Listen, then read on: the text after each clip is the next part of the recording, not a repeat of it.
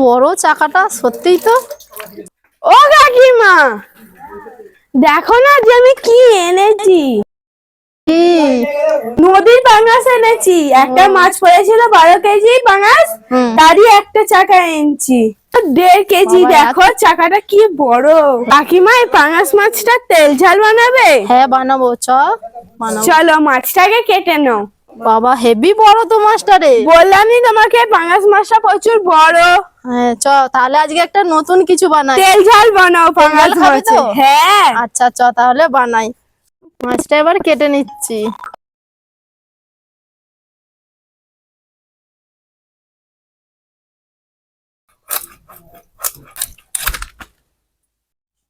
সব মাছ কাটা হয়ে গেছে, এবার ধুয়ে নেব।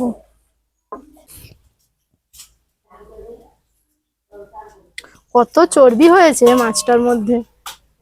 বন্ধুরা, পাঙাশ মাছ কেটে নিয়েছিলাম। কেটে আমি লবণ, হলুদ, সরিষার তেল আর একটু লেবু মাখিয়ে দিয়েছি, কারণ সরিষার তেল দিলে মাছটা ভাজার সময় খুব একটা ফাটবে না, সেই জন্য মাখিয়ে দিয়েছি। আর লেবু দিয়েছি মাছগুলো যাতে না ভেঙে যায়, সেই জন্য। এবার এটি বানানোর জন্য যা যা উপকরণ নিয়েছি প্রথমে চলুন সেগুলো দেখিয়ে দিই। নিয়েছি সর্ষের তেল, পেঁয়াজ বাটা, টমেটো বাটা, আদা রসুন বাটা, আর নিয়েছি ধনেপাতা কুচি, ক্যাপসিকাম, মিট মশলা, ধনে গুঁড়ো, কাশ্মীরি চিলি পাউডার, হলুদ গুঁড়ো, লবণ, লঙ্কা গুঁড়ো, আর ফোড়নের মধ্যে নিয়েছি কালো জিরা আর সাদা জিরা নিয়েছি, তেজপাতা আর লবঙ্গ, এলাচ, কয়েকটা সামান্য কাঠ মশলা নিয়েছি। এই উপকরণগুলো দিয়েই বানাবো আজকের রেসিপিটা। প্রথমে আমি মাছগুলো ভেজে নিচ্ছি, তার জন্য কড়াইতে অল্প পরিমাণ তেল দিয়ে দিয়েছি, কেননা মাছেতে অনেক চর্বি আছে, তেলের মধ্যে দিলে তেল বেড়ে যাবে। এবার ভেজে নিচ্ছি মাছগুলো।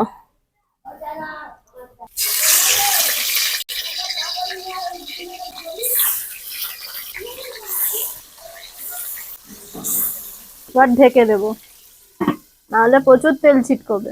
একটা সাইড হয়ে গেছে, এবার অপর দিকটা উল্টে দিচ্ছি। ভাজা হয়ে গেছে, এবার তুলে নিচ্ছি।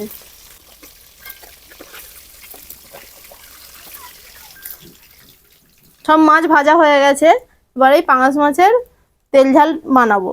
ওই মাছের তেলের মধ্যেই এই ফোড়নের জিনিসগুলো দিয়ে দেবো, মশলাগুলো। হালকা নাড়াচাড়া করে নেব,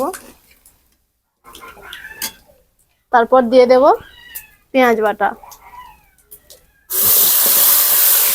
বাটা দিয়ে ভালোভাবে কষিয়ে নেব। পেঁয়াজ ভাজা হয়ে গেছে, এবার দিয়ে দেবো আদা রসুন বাটা।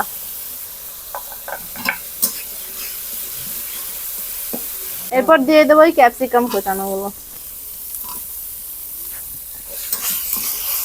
ওদিকেও ভালোভাবে নেড়ে চেড়ে নেবো মশলার সাথে। এরপর দিয়ে দেবো টমেটো বাটা।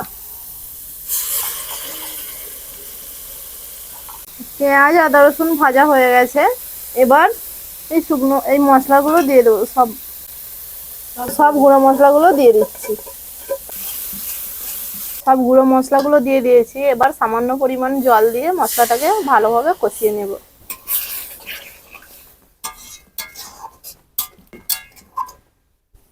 মশলাটা ভালোভাবে কষানো হয়ে গেছে, মশলা থেকে তেল ছেড়ে দিয়েছে, এবার জল ঢেলে দেব।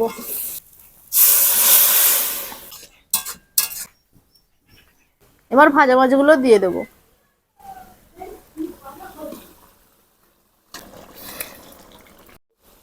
ধনেপাতা দিয়ে দেবো।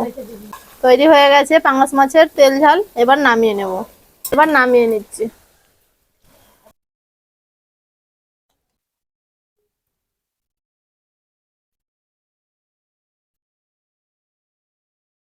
তো দেখুন বন্ধুরা, তৈরি হয়ে গেছে পাঙাশ মাছের তেল ঝাল। ভিডিওটি কেমন লাগলো অবশ্যই কমেন্ট করে জানাবেন। যদি ভিডিওটি ভালো লাগে লাইক, কমেন্ট, শেয়ার করতে ভুলবেন না। আজকের মতো ভিডিওটি এখানেই শেষ করছি, দেখা হচ্ছে পরের ভিডিওর সাথে।